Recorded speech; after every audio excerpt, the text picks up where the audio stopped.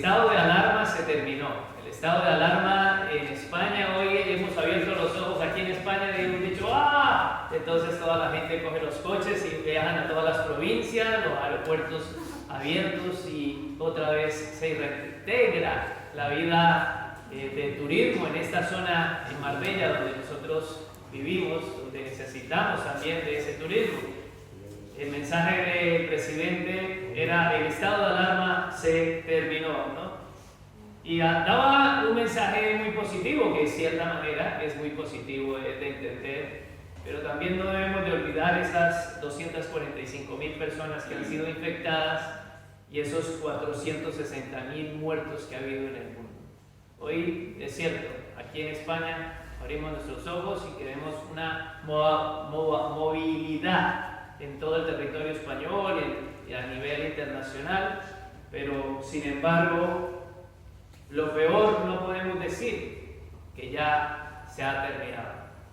Y quería coger ese último mensaje y este tiempo en el contexto en el cual nos estamos viviendo y así vernos todos con esas mascarillas y separados como si estuviéramos peleados los unos de los otros, para poder decir que a veces pensamos y interpretamos que todo está bien lo que se nos dice, ¿no? O sea, antes de esto también parecía que todo estaba bien, pero lo cierto es que a la luz de la palabra no todo está bien y que siempre el pueblo y el mundo entero es llamado a volver al Señor, es llamado a estar en la alarma. El que no conoce a Dios debe de entender de que debe de estar en un estado de alarma porque no tiene a Dios.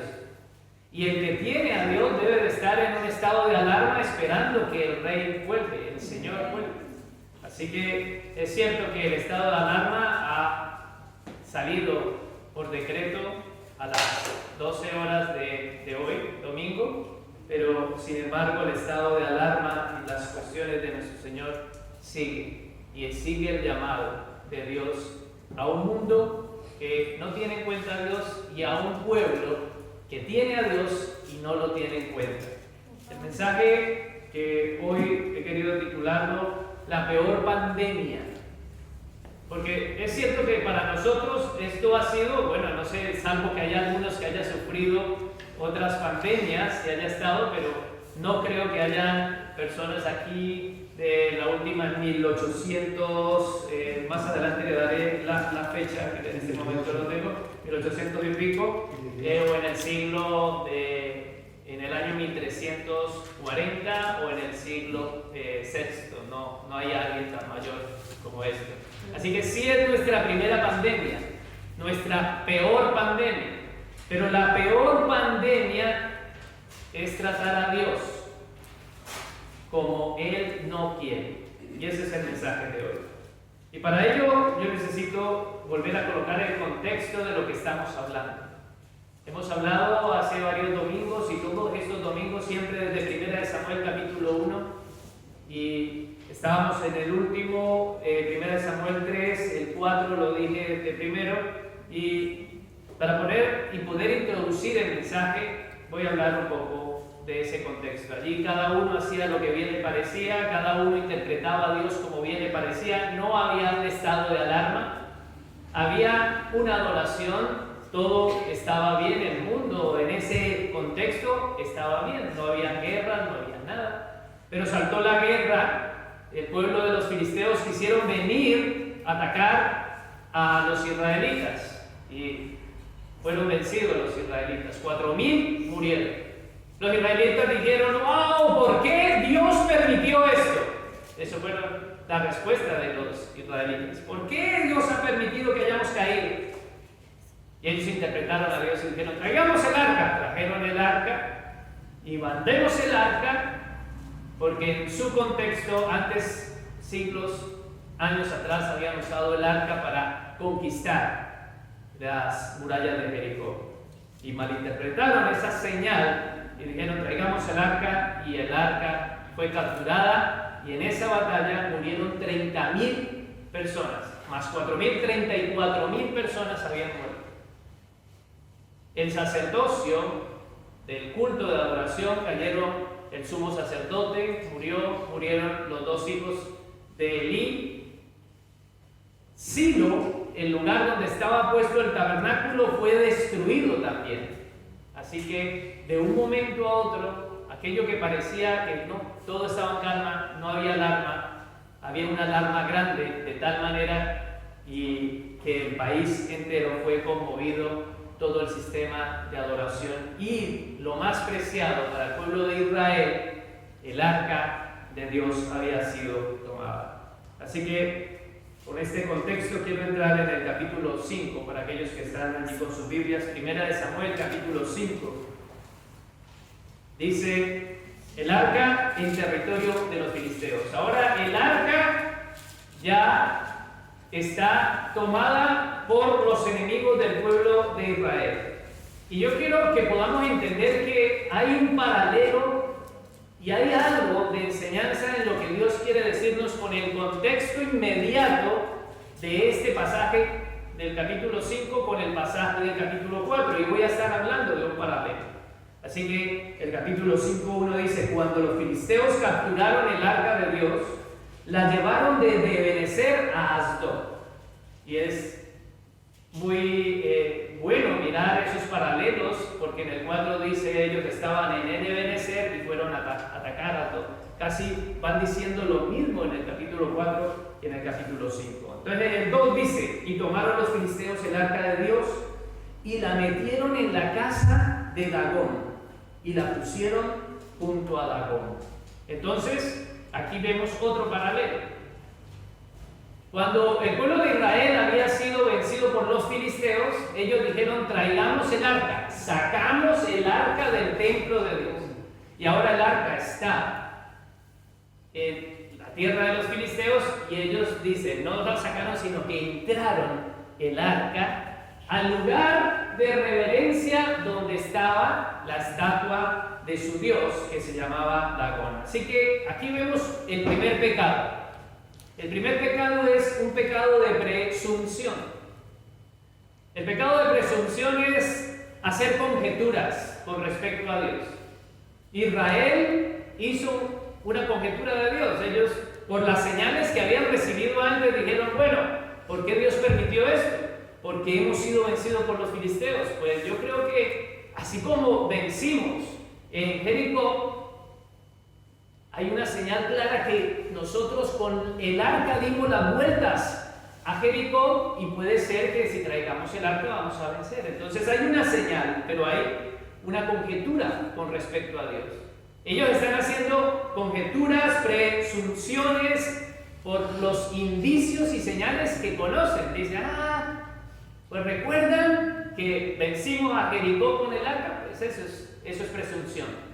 Es hacer conjeturas de Dios, no con lo que Dios ha mandado. Así que esa era la base de lo que era Dios para ellos, esa arca. Y ellos presumen, de la misma manera los israelitas dijeron, traigamos el arca, porque el arca que nos dio la victoria antes nos va a dar la victoria aquí. Sin embargo, no fue así. En ese momento que la trajeron, 30,000 personas murieron. Y ahora los filisteos tienen el arca y ellos hacen presunción de orgullo. Ellos están orgullosos porque han cogido el arca. Los israelitas están orgullosos porque dicen, traigamos el arca. Cuando llega el arca al territorio de los filisteos, dice que todos se pusieron a gritar, que había, ¡wow! ¡Llegó el arca! Ahora que los filisteos la tienen, ellos vienen como con su trofeo y tienen presunción también del arca y la meten al lugar santo, que para ellos es porque Dios, el Dios de los israelitas, ha sido vencido. Para los israelitas antes, cuando querían traer el arca, era Dios nos va a dar la victoria, pero recibieron ¿qué? La derrota.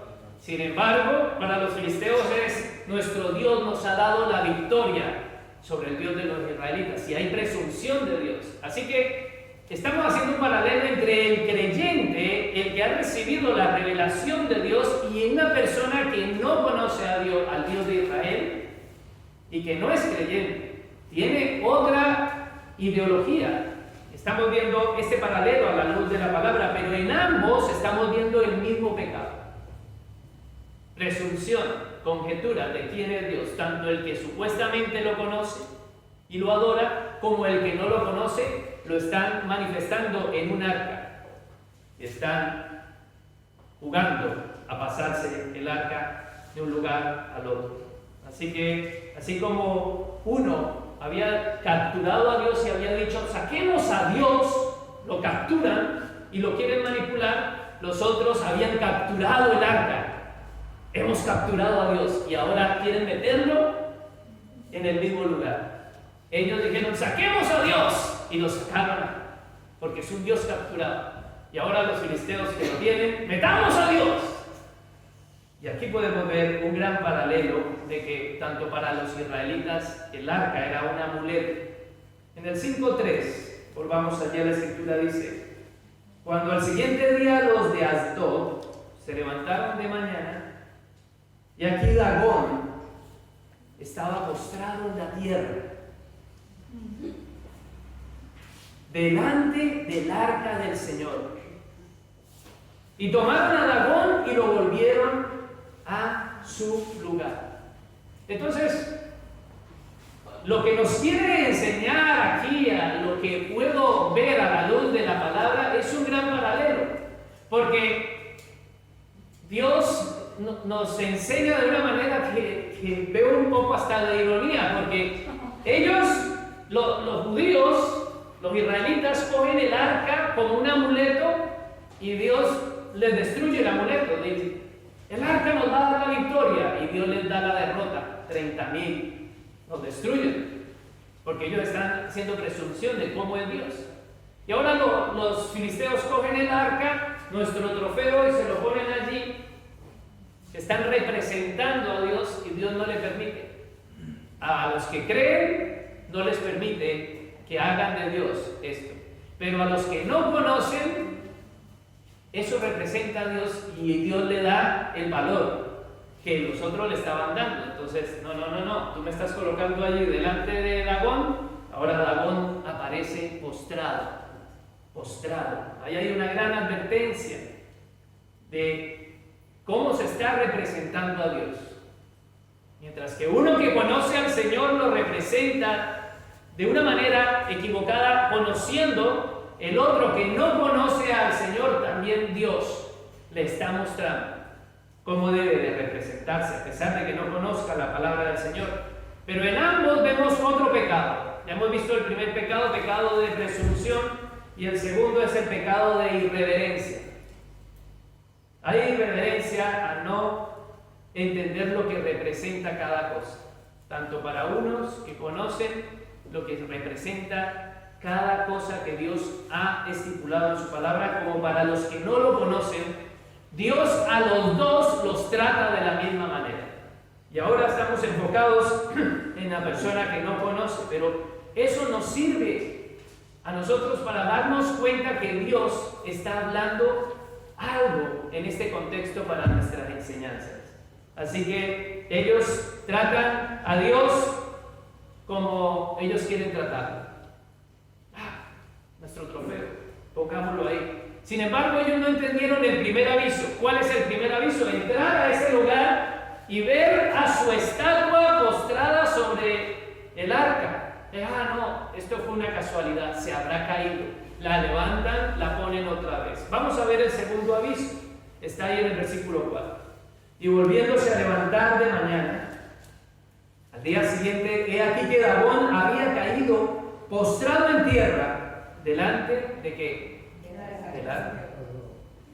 Pero esta vez es diferente. La cabeza de Dagón y las dos palmas de sus manos estaban cortadas sobre el umbral, o sea, sobre la entrada, habiéndole quedado a Dagón el tronco solamente.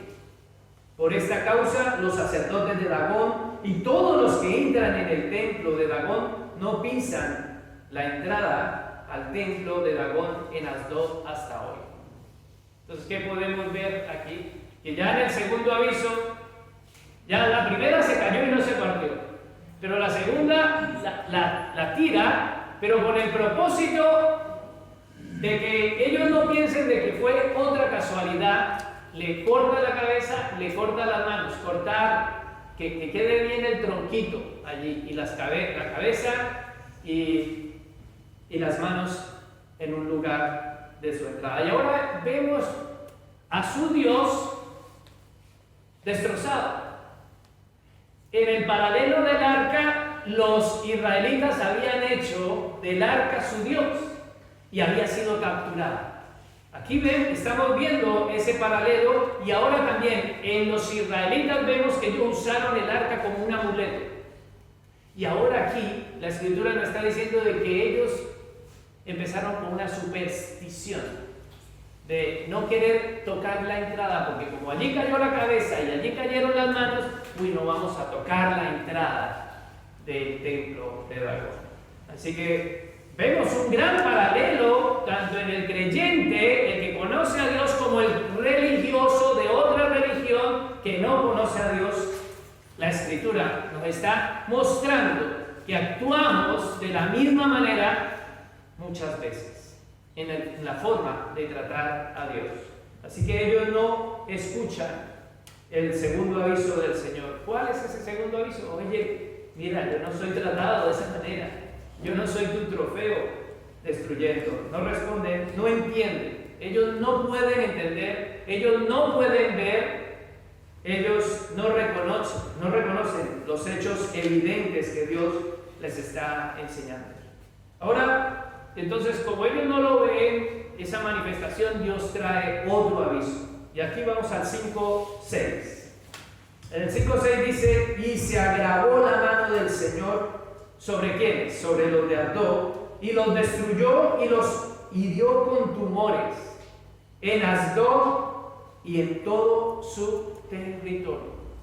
Y ahora, qué gran detalle es que versículo anterior nos está diciendo de que el Señor rompió la cabeza y las manos de la figura, y ahora la evidencia es que la mano del Señor se ha agravado sobre este pueblo con tumores y castigos.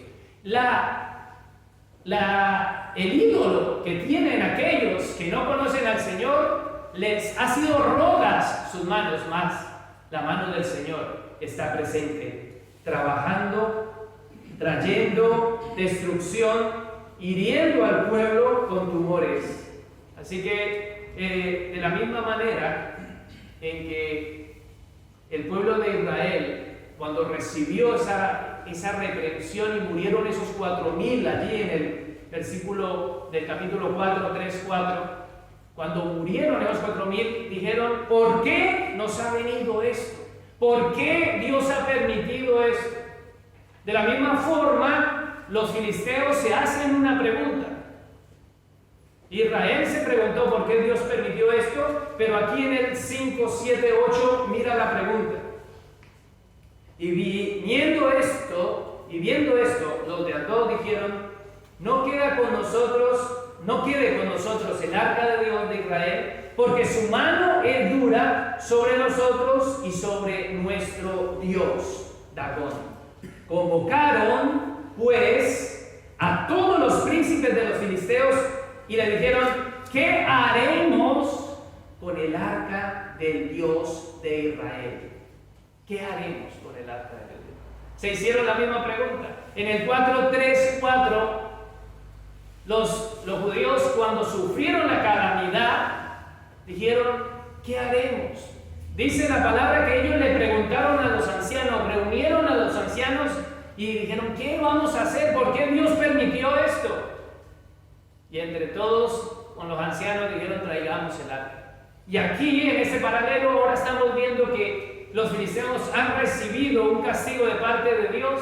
Se reúne, dice el versículo, los príncipes de los filisteos, allí, versículo 7, y dijeron: no quede, convocaron, el 8, convocaron a todos los príncipes de los filisteos. ¿Y cuál fue la pregunta? ¿Qué haremos con el arca de Dios? Los judíos dijeron: traigamos el arca. ¿Qué vamos a hacer con el arca? Traigamos el arca. Los filisteos dijeron: ¿qué haremos con el arca de Dios? Y muchas veces por no responder a la verdad de Dios, a la verdad que está escrita de cómo Dios quiere que lo tratemos. Nuestras preguntas son: ¿qué está haciendo Dios? ¿Por qué me está pasando esto? ¿Qué está haciendo Dios? ¿Dónde está Dios? Dijeron los judíos, traigámosela. Los filisteos, ¿qué vamos a hacer con Dios? Y la pregunta que estaría mejor enfocada sería: ¿qué estamos haciendo con Dios? Esas son preguntas que salen de la palabra del Señor, de lo que vemos aquí. ¿Qué vamos a hacer con el arca de Israel? Porque ellos estaban entendiendo y comprendiendo. Y de otra forma sería: ¿qué vamos a hacer con Dios? Así que hay presunción en los filisteos. Hay presunción en los israelitas a tratar a Dios de la manera ligera, de cualquier manera ligera en la que ellos piensen. Pero Dios está dejando claro que Él no es manipulable. Lo deja claro en que aunque seas el pueblo del Dios viviente, Dios no es manipulable. Y aunque seas un inconverso, Dios no es manipulable. Para unos era manipulable en el sentido del arca, pero Dios estaba dejando claro que Él hace su voluntad. Tanto para Dagón se estaba revelando la voluntad del Señor que no, que él era el que se tenía que postrar, y tanto en el arca. Dios no es manipulable. Dios manda a que lo traten como Él dice que debe de ser tratado. Y no importa de que si tú conozcas al Señor, seas al pueblo del Señor, Dios manda que lo trates como Él dice que debe de ser tratado. Y aunque seas inconverso y seas de otra religión, Dios manda a que lo trates como Él manda que debe de ser tratado. Así que no es como nosotros queramos en ese pecado de presunción, porque tenemos ideas y tenemos indicios y señales. Dios, yo creo que Dios podemos tratarlo así, traigámoslo, metámoslo, llevémoslo. Sin embargo, quisiera hablar un poco allí en el 5, 9 al 11, pero no vamos a leerlo. Yo para poder avanzar un poco. Del 5, el capítulo 5, del versículo 9 al 11, nos dice que los de Asdod fueron atacados por la mano del Señor. Aconteció que cuando le habían pasado, la mano del Señor estuvo con la ciudad en gran quebrantamiento. ¿Por qué? Porque los de Asdod, al ser heridos por Dios, dijeron: llevemos el arca a Gad. Y después los de Gad fueron heridos por Dios y dijeron: no, llevemos el arca a Ecrón. Y más adelante en ese contexto hubieron otras dos ciudades. Después los de Ecrón dijeron: no, llevémoslo a Gaza. Y los de Gaza dijeron: no, llevémoslo a Ascalón. O sea que el arca estuvo pasando por 5 ciudades principales de los filisteos. ¿Qué haremos con Dios? No, llevémoslo. Y dice en todos los pasajes que la mano del Señor, versículos anteriores nos dice que las manos de Asdod, de Dagón, fueron quebradas, pero la mano del Señor fue y hirió a todos estos pueblos. ¿Con qué? Con quebrantamiento, aflicción, desde el más chico hasta el más grande. ¿Cómo los hirió? Con tumores. Y en todo se repite que se agravó, que fue pesada la mano del Señor sobre todos estos. ¿Y qué pasaba? Los filisteos no se humillaban, se resistían, estaban orgullosos porque pasó tiempo para que ellos se arrepintieran. ¿Cuánto tiempo pasó en ese transcurrir de pasar el arca de un lado a otro? Dice la Escritura que 7 meses. 7 meses sufriendo tumores, dolores, y sufrieron una pandemia también. Y por eso el título de este mensaje. Ellos sufrieron una plaga, ellos sufrieron una peste, una pandemia. En esos 7 meses, allí en el capítulo 6, volvamos allí al 6:2, en el 1 nos dice cuánto tiempo, 7 meses estuvieron sufriendo. Nosotros hemos estado 98 días sufriendo, entre comillas, los que han sufrido cada uno a su manera. 98 días. Hoy, levantado el estado de alarma desde el 14 de marzo, una pandemia. Pero ellos estuvieron 7 meses sufriendo una pandemia, no en la forma en que tú has recibido la pandemia, encerrado en la casa, con la televisión, con todas las redes sociales, comiendo, de todo, disfrutando, unas vacaciones. No, ellos sufrieron una pandemia de 7 meses, que vamos a ver qué tipo de pandemia nos dice la Escritura.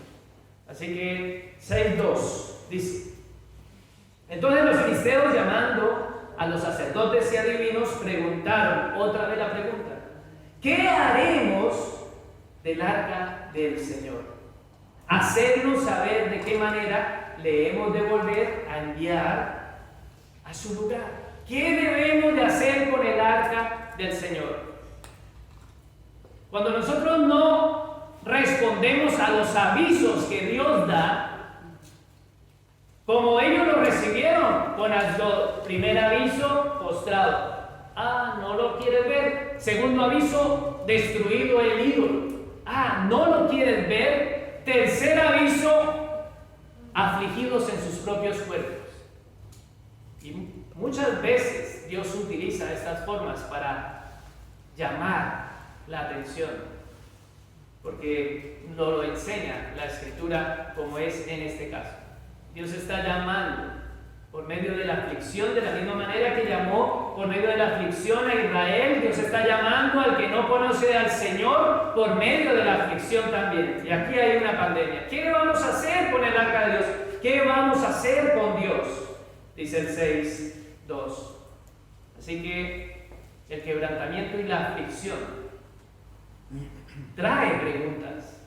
Si no nos hemos hecho preguntas en esta pandemia, porque tal vez no es de la misma manera, porque nuestra aflicción no ha sido el mismo contexto de la pandemia de ellos, pero cuando estamos sufriendo de otra manera y estamos en un hospital y de pronto vas a pasar a un respirador artificial, a un coma inducido, entonces te cambia toda la perspectiva.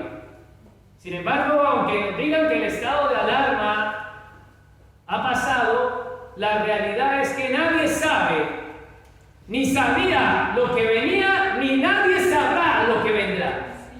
Pero una cosa sí es verdad, que las pandemias no se van a terminar. Y recibir consuelo de tontos y de bobos es no ajustarse a la Escritura del Señor. Porque escrito está: habrán pestes, hambres, terremotos. Pestes son pandemias. Estas son las señales antes del fin.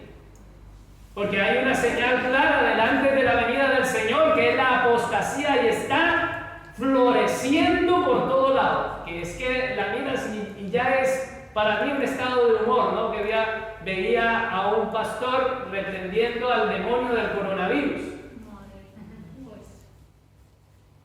Y toda la iglesia allí tocándose y poniéndose. La apostasía es una señal. Y orar para que no haya apostasía es no entender ni conocer. Y orar para que no haya pandemias es no entender ni comprender, Mateo, que son las señales antes del fin. Así que es bueno también sacar un resultado de esto que está viviendo el mundo, España y el mundo entero. ¿Qué resultado vamos a sacar de una pandemia? ¿Qué estamos aprendiendo del contexto en el que nosotros estamos viviendo? Porque, como voy a decir más adelante, en cada generación Dios tiene un trato y un llamado, y esta es nuestra generación. Nosotros somos la iglesia del Dios vivo en este tiempo. Muchos viven, si la iglesia primitiva, que volvamos a la iglesia primitiva. Pero ¿cuál iglesia primitiva si nosotros somos la iglesia del Señor El Señor de la iglesia primitiva es el Señor nuestro. El Dios de Abraham es nuestro Dios. Entonces, ¿por qué pensar en un pasado y no entender el presente en el cual estamos viviendo? Sin embargo, esto se escribió para nuestra enseñanza. Y dice que es bueno entender qué resultado sacó el presidente de España. Fue que el estado de alarma se terminó y dio todo positivo. Todo positivo, pero sin embargo, muchas personas murieron aquí en España. Y no sabemos qué pueda venir. Pero ¿qué vamos a sacar nosotros, la iglesia, como resultado de esto que estamos viviendo? ¿Qué vamos a entender? Sin embargo, aquí he querido trabajar también qué resultados sacaron ellos después de haber sufrido una pandemia. ¿Qué debo hacer con Dios? Era la pregunta de los filisteos. ¿Qué debo de hacer con Dios? Porque estamos sufriendo en estas 5 ciudades, se extendió la pandemia y todos están sufriendo estos dolores. ¿Cómo debo de tratar a Dios? ¿Qué debemos de hacer con el arca? Esta es una pregunta correcta. Un resultado correcto. Pero el pecado de la eisegesis. Para aquellos que no saben qué es eisegesis, es interpretar a Dios a nuestra manera. Es creer por presunción, por señales, por indicios de cómo es Dios. Entonces, cualquier interpretación de que tú estés dando de Dios es una eisegesis. Tú estás interpretando a Dios desde tu punto de vista. Y ellos, tanto Israel como los filisteos, estaban interpretando a Dios desde su punto de vista. Eso es eisegesis. Y leen los judíos, los israelitas dijeron, ay, pues en Josué, porque tenían el libro de Josué, en Josué dice que cogieron el arca y pasearon por el arca alrededor de Jericó. Traigamos el arca. Presunción, confusión, eisegesis. Así que no podemos nosotros cometer este pecado, que es el tercero que estoy mencionando. Pecado de eisegesis. Primer pecado, pecado de presunción. Segundo pecado, pecado de irreverencia. Tercer pecado, pecado de eisegesis. Los a Dios en base a sus ideas, sin importar el punto de vista de Dios. Traigamos a Dios, los judíos, los filisteos, metamos a Dios. Sin embargo, la exégesis, que es lo contrario a la eisegesis, es extraer el significado del texto dado por el autor y enfocar realmente qué es lo que quiere Dios y no lo que quiere el lector. Así que ellos se preguntan, ¿qué debemos hacer con Dios? Y esa respuesta solo la puede responder la Escritura. ¿Cómo debemos nosotros tratar a Dios? De la misma manera que los judíos, de la misma manera que los filisteos, y cayendo en todos estos pecados, porque Dios a la luz de la palabra está colocando todo en el mismo lugar. Él no está haciendo acepción de personas y decir, es que mi pueblo amado. Sin embargo, 34,000 cayeron muertos. Y después vienen los que no conocen al Señor y dicen, es que yo no lo conozco. Sin embargo, las 5 ciudades más importantes de los filisteos, fueron azotadas gravemente por la mano del Señor. Y ahora, cuando ellos reciben en su propia carne el dolor, el escarnio, el agravio de Dios, ahora mira la respuesta. 6:3. Dicen, ellos dijeron, si enviáis el arca del Dios de Israel, no la enviáis vacía, sino pagadle la expiación, entonces seréis sanos y conoceréis porque no se apartó de vosotros su mano. Y aquí vemos que ellos están queriendo interpretar en su eisegesis, en su interpretación, no, en la interpretación que como ellos trataban al Dios de de Dagón, dijeron, pues vamos a darle una ofrenda y reconozcamos nuestro pecado por haber robado el arca, reconozcamos y mandémosla de vuelta. Es algo contrario a lo que Dios pide. Aquí, cuando estaba el tabernáculo y estaba siendo destruida la adoración y el sacrificio robado por los sacerdotes, Dios estaba pidiendo expiación y arrepentimiento.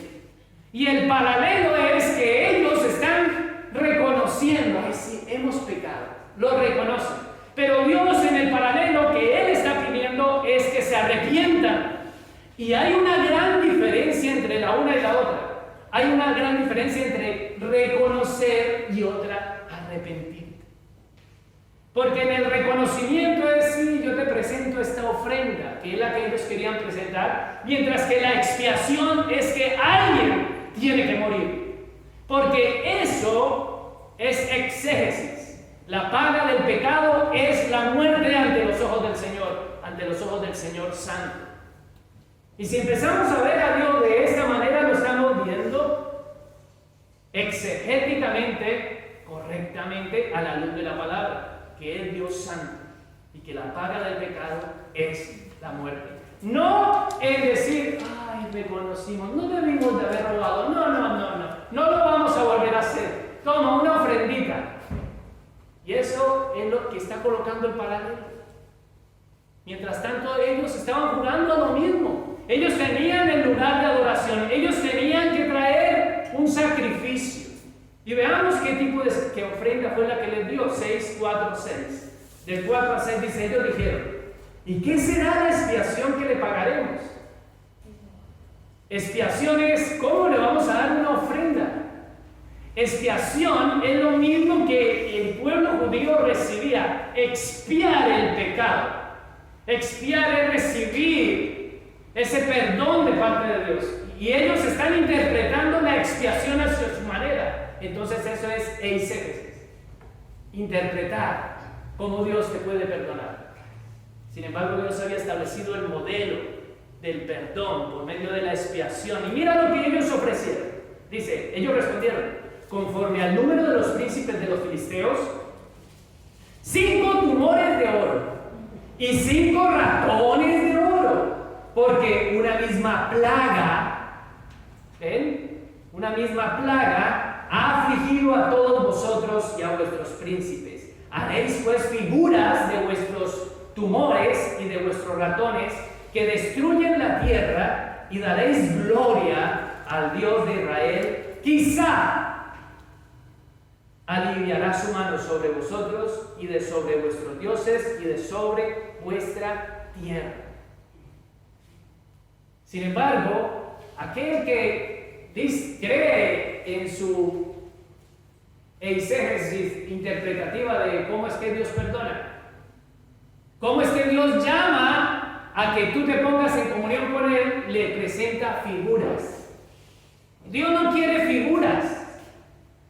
Dios quiere algo real, algo vivo, como era la expiación. Ellos estaban trayendo tumores y estaban trayendo ratones muertos de oro. Sin embargo, como Dios pedía, era un cordero sin mancha que debía morir vivo, sin defecto. De esa única manera podían recibir el perdón. Entonces hay un paralelo en cómo vamos a interpretar a Dios y cómo vamos a recibir el perdón de Dios. Por medio de las figuras, por medio de Dios conoce mi corazón, Dios ve el corazón, Dios conoce mi intención. Todos tenían intención, que era mal la intención de los judíos cuando dijeron traigamos el arca. De alguna forma, en su interpretación equivocada, estaban dando reconocimiento que Dios les había dado la victoria y que el arca había dado la vuelta a Jericó. Pero no es la forma en que Dios manda que sea tratado. No consultaron a Dios para ir a la guerra. No consultaron a Dios si podían sacar el arca. A pesar de que lo llevaran los sacerdotes, no podemos seguir a Dios de la manera que, aunque seamos el pueblo de Dios, y aunque seamos y sean de otra religión, Dios manda a las dos a seguirlo como Él manda, no como nosotros queramos interpretar. Así que puedes dar gloria a Dios en la forma de los filisteos.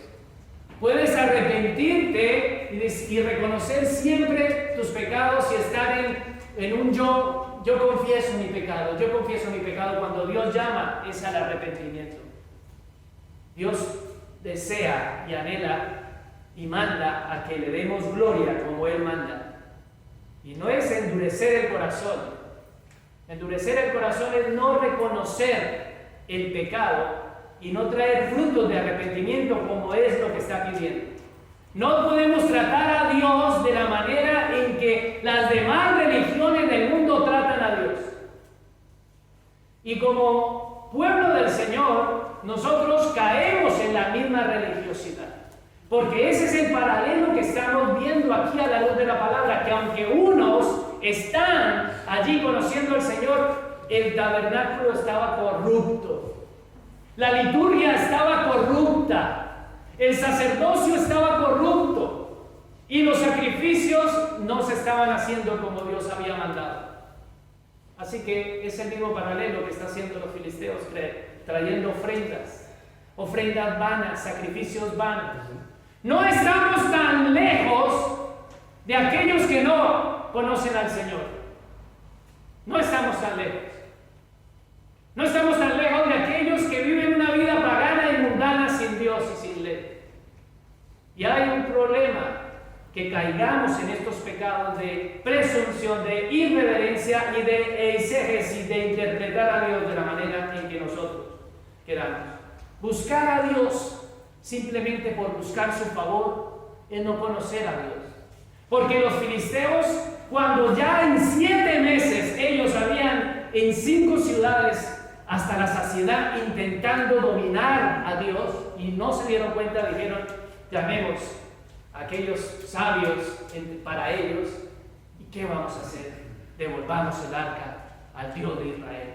Reconocieron, pero quisieron buscar a Dios a su manera. Vamos a enviarlo allí al lugar donde están en Israel para que Dios nos sane. Pero ¿cuáles fueron esos castigos antes de entrar allá al último punto? ¿Cuáles fueron esos castigos? Allí en el 6:4 dice que ellos tuvieron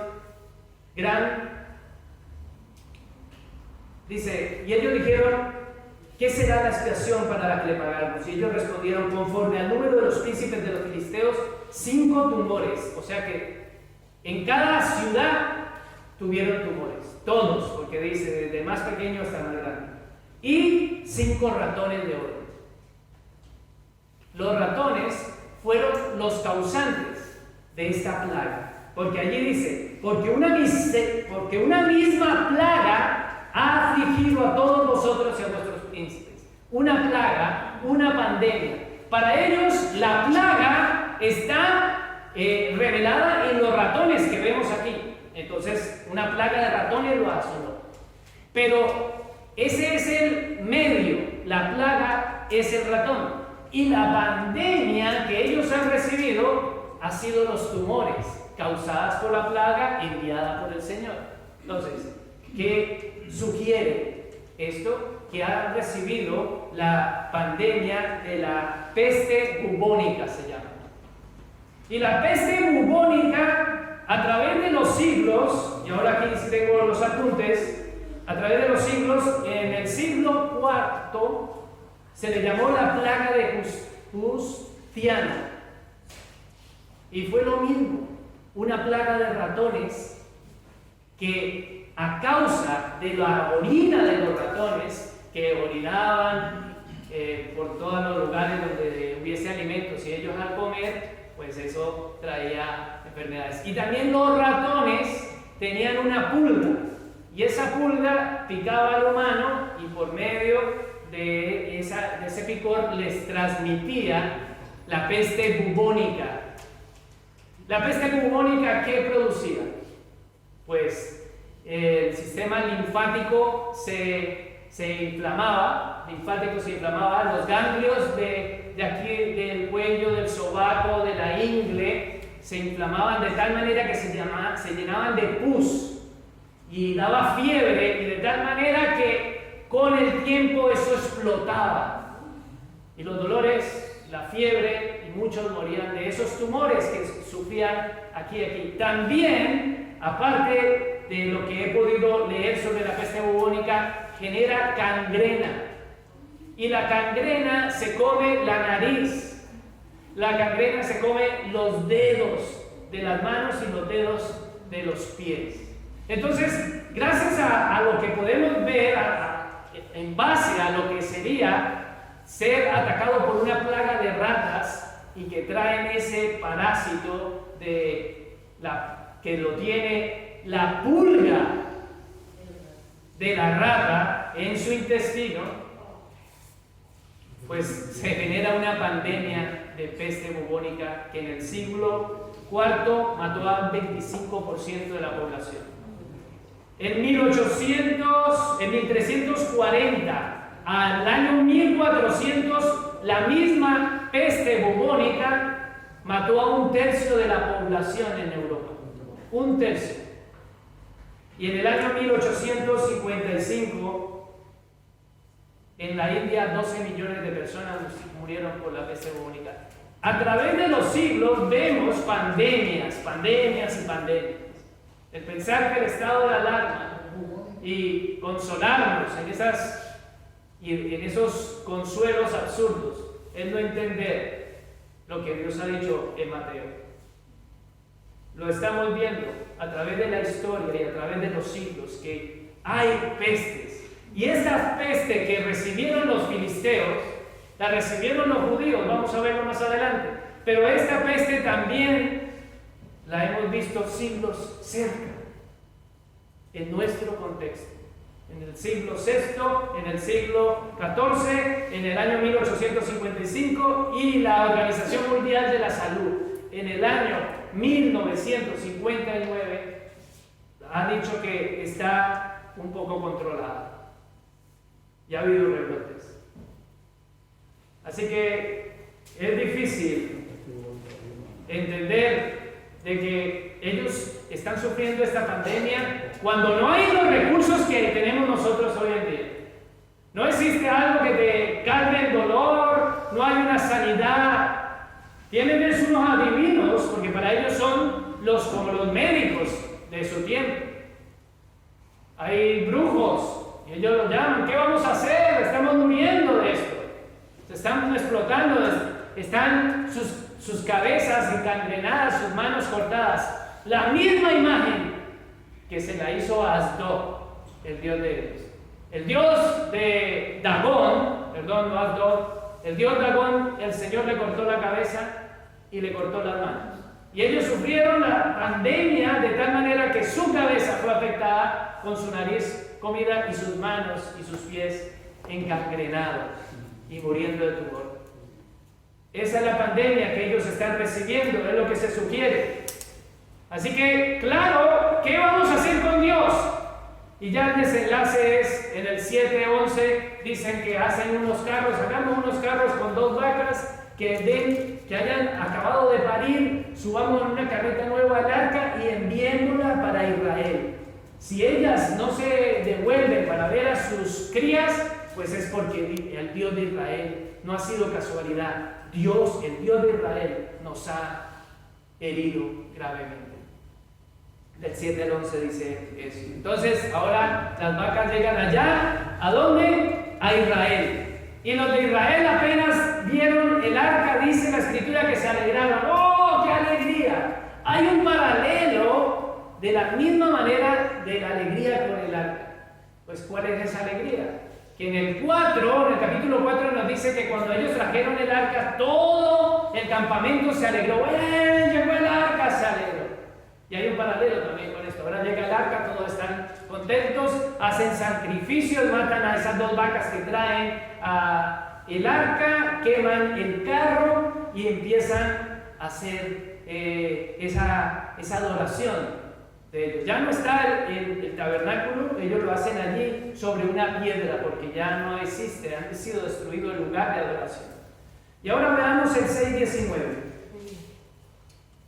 El 6:19 dice: entonces Dios hizo morir a los hombres de Bet-Semes porque habían mirado dentro del arca del Señor. Hizo morir al pueblo a un gran número de gente porque el Señor había herido con gran mortandad. Ellos fueron atacados con la misma pandemia. Con la misma pandemia de los ratones fueron atacados. En el 6:19. Pero ¿qué es el pecado que volvemos a ver que se repite y lo que Dios quiere enseñar? Es el pecado de irreverencia. Es una adoración superficial y es un pecado de presunción. Ha llegado el arca. Vamos a alabarlo, vamos a sacrificarlo, vamos a volver otra vez, a pesar de que han oído de que hay una pandemia.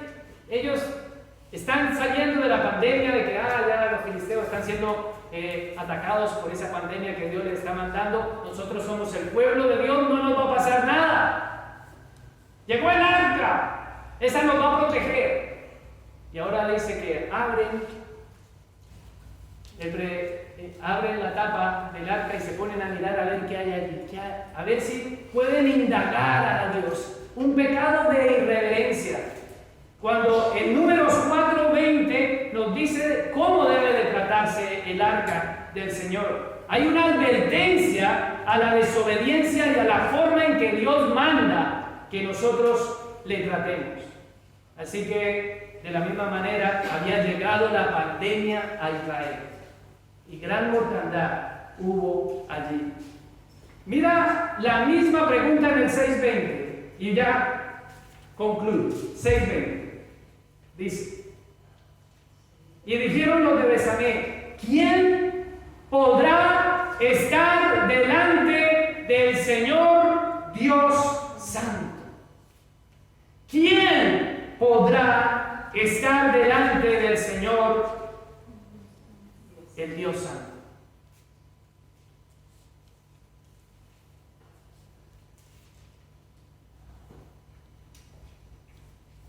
No es una relación ligera, hermanos. No podemos tratar a Dios de la misma manera que tratamos a cualquier persona. A Dios no le podemos mandar un WhatsApp, un mensaje corto con un icono. ¿Se dice icono? Con un icono. No. Una carita sonriente. Hola, buenos días. No. A Dios no lo podemos tratar con una foto de Facebook o con un Twitter.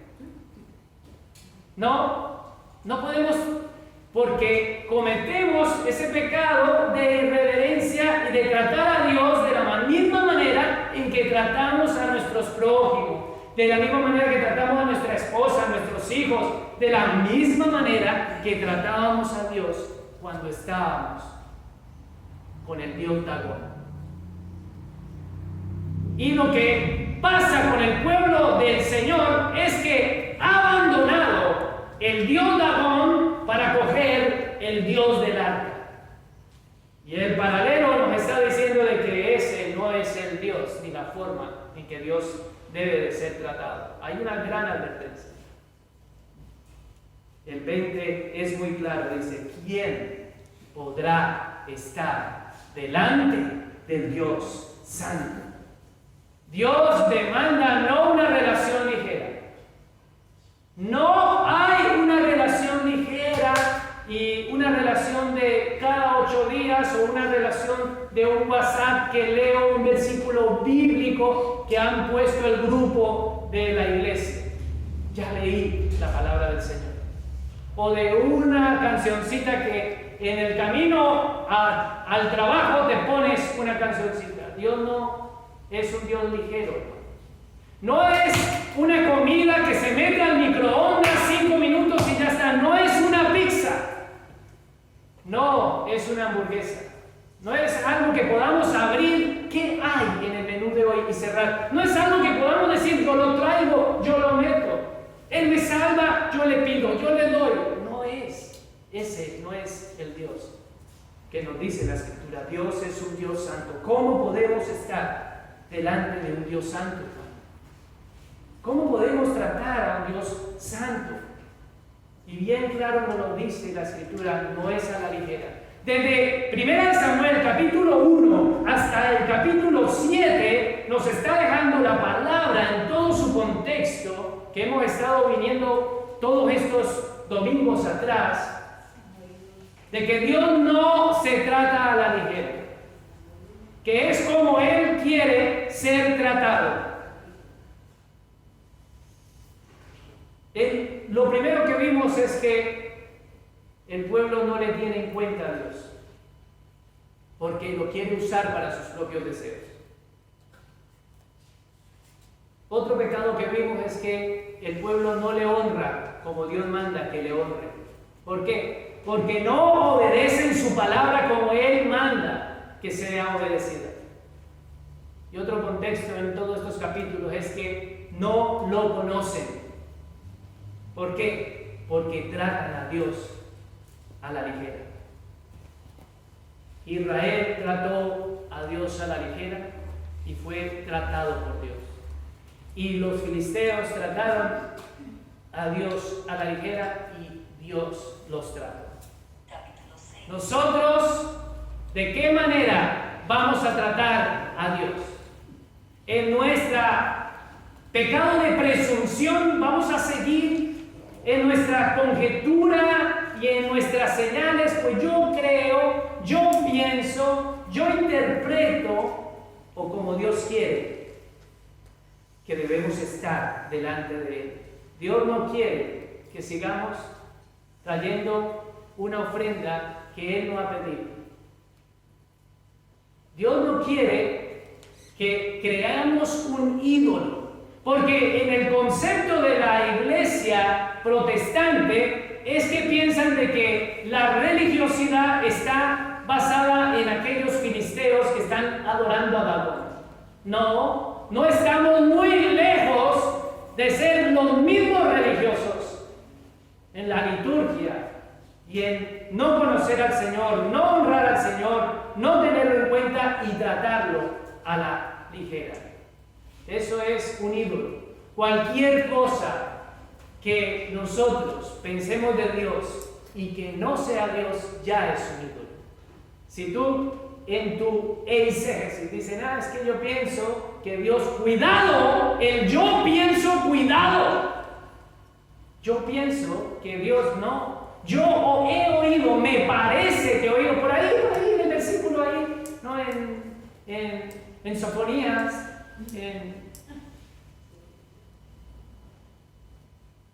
en el capítulo ahí de Miguel, capítulo 8, ni siquiera sabes si hay un evangelio de Miguel. Por ahí.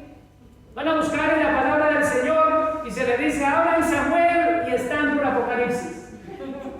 Pero yo pensaba que era del Nuevo Testamento. ¿Por qué? Porque tratamos a Dios a la ligera. Dios no se deja tratar a la ligera. En todo el contexto de la palabra del Señor. Alguien quiso tratarlo a la ligera. Ustedes me dirán, pero a ver, esto es del Antiguo Testamento. Bueno, vamos a traer el Nuevo Testamento solamente por terminar unas sugerencias. Ananías y Zafira. Ellos quisieron vender todo. Vendamos todo, entreguémosle todo al Señor. Y después, en su corazón, dijeron, no, pues guardemos algo, ya que él todavía no lo hemos entregado, pero ya lo habían dado. Y al tratarlo a la ligera, Ananías y Zafira cayeron muertos. Dios debe de ser honrado. Dios debe de ser conocido. Dios debe de tenerse en cuenta como Él manda. ¿Cómo estaremos y nos presentaremos delante de un Dios santo?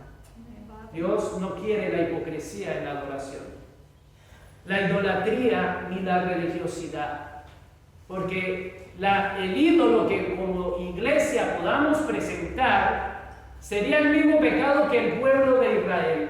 Y el pueblo de Israel levantó un ídolo que se llamaba arca y una religión que se llamaba el el sacrificio que ellos estaban presentando allí en el tabernáculo.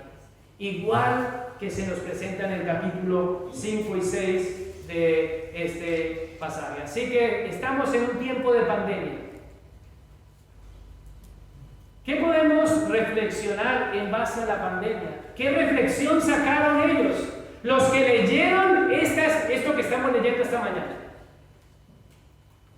¿Qué reflexión sacaron? Porque ellos habrán escuchado, uy, es verdad, hubo una pandemia en ese tiempo. Digamos que los judíos de ese tiempo están leyendo las noticias. Noticias de Asdod y de Cron y de Gad. Han muerto tantos por la pandemia bubónica. Y todos están allí en confinamiento matando las ratas, lavándose bien con mascarillas, ubicándose, pero Dios está enseñando algo en la pandemia. Está enseñando que en medio de esa pandemia Él no quiere la religiosidad. Él quiere ser adorado como Él debe de ser adorado y poner la prioridad en las cosas correctas.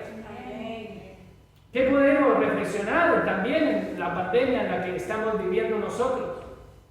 No podemos seguir llevándolo para donde Él quiere, sacándolo de donde Él quiere. Debemos de humillarnos, arrepentirnos, orar como Ana oró, como Samuel oró. Y esta es la conclusión. En el versículo 7, el 1-2 dice que cuando Israel se dio cuenta de que estaba muriendo por la misma pandemia, dijeron: ¡ay! ¿Qué haremos con el arca de Dios? ¿Qué haremos con un Dios tan santo? ¿Dónde lo ponemos? ¿Dónde lo ponemos? Porque no lo podemos poner. Y fueron y lo dejaron en un lugar y se retiraron. 20 años, dice la Escritura, duró el arca en ese lugar. ¿Qué vamos a hacer? El trato con Dios va a ser de esta manera, manipulable. Lo entramos, lo sacamos, lo buscamos, y si vemos que no podemos con Él, lo dejamos. Sin embargo, en el otro contexto vemos un hombre y vemos una mujer y un matrimonio como es Ana, como es Elcana, como es Samuel. En ese mismo contexto de lo que están viviendo, vemos gente que conocen al Señor. Y ahí vemos a Samuel, y termino, 7:3, dice: y habló Samuel a toda la casa de Israel diciendo: si de todo vuestro corazón os volvéis al Señor, quitad los dioses ajenos, y Astarot de entre vosotros, y preparad vuestro corazón al Señor, y solo a Él servid, y os librará de la mano de los filisteos. Dios quiere que de todo corazón nos volvamos. ¿Cuál fue la conclusión de que alrededor del mundo había una pandemia bubónica y ahora ellos estaban muriendo? Algo Dios nos está queriendo decir. Y la conclusión y el mensaje final es: volveos al Señor. Preparad vuestro corazón y servidle a Él. Cuando dice servirle a Él, es servirle como Él manda. Porque yo no puedo servirle a Dios, porque no sería correcto. ¿Yo cómo puedo decir que le estoy sirviendo a Dios si estoy haciendo lo que se me da la gana? Eso no es servicio. Servir es servir como Él dice que yo debo de servirle. Si Él es Señor, debemos de servirle como Él manda. Entonces, el estado de alarma es verdad que ha sido quitado. Es verdad que la pandemia ha bajado. Pero ¿qué conclusión sacamos de esto? ¿De qué ha servido? De que el lugar de culto haya sido cerrado. El tabernáculo fue cerrado. La adoración fue cerrada, entre comillas, porque tanta religiosidad, tanta ofrenda, tanto sacrificio. Dios lo ha permitido. Aquí vemos que Dios ha sido, en este contexto, el que ha traído esa pandemia. No es que la pandemia se le escapó. ¡Ay, se me escapó una rata! ¡Mátenla, mátenla! Y le dijo a los ángeles: ¡maten la rata! No, se me escapó. No. Dios está en control. La pandemia no se le ha escapado. Esta que estamos viviendo tampoco se le ha escapado. No se le ha escapado desde el siglo VI y no se le ha escapado esta ni las que vienen en el futuro. Dios es soberano. Pero en cada contexto de cada generación debemos entender que Dios está llamando a las personas a que se vuelvan a Él. Al pueblo de Dios los llaman a que lo adoren y lo honren como Él manda. Y al inconverso se le revela al inconverso, porque los filisteos conocieron que había solo un Dios, y ese Dios es el Dios de Israel. Así que pongámonos en pie y vamos a orar y vamos a pedirle al Señor que siga obrando a través de su palabra.